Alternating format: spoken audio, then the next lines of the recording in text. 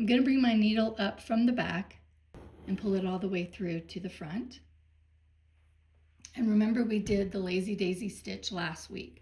So we're going to begin stitching the chain stitch like we're going to do a lazy daisy stitch.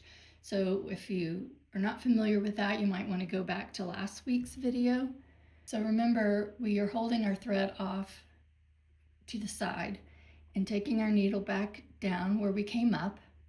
We're going to pull the needle to the back, but not pulling it all the way through. We want to form a loop on the front.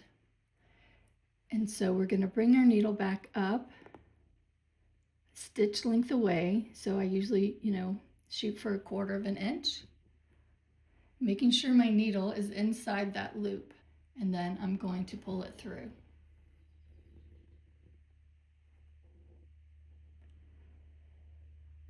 Now, if we were just doing a single lazy daisy stitch, we would end it right now by taking a straight stitch over, taking a straight stitch straight to the back. But we're doing the chain stitch, so we're going to just continue doing lazy daisy stitches nestled inside each other.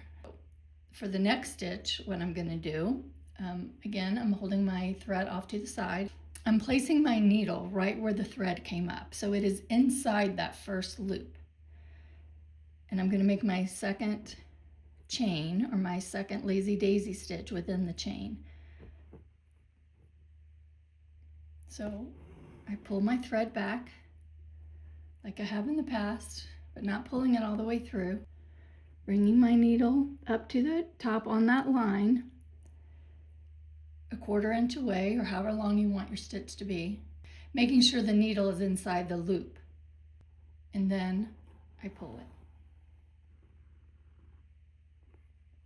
I don't know if you remember, but you can do the chain stitch or the lazy daisy stitch by rocking your needle, taking the needle down right where that thread coming up is, rocking your needle a stitch length away on the line, making sure that the thread is behind the needle before you pull it through. See, making sure that you still are forming that loop. We're going to do this all the way to the end right here, and then we're going to pivot and come all the way back here and end our stitch right there.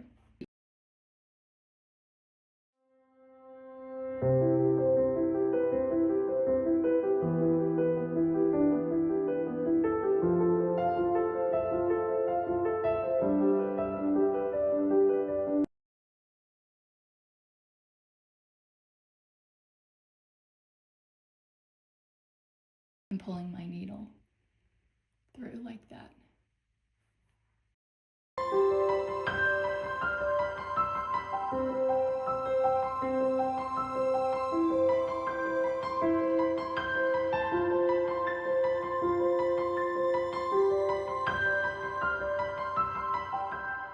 Since I know this is the last stitch, I'm making sure that my needle is coming up at the very end of the line.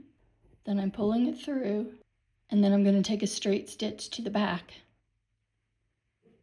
over the loop and sort of burying it in that stem stitch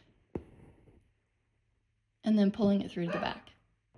And there you have the chain stitch.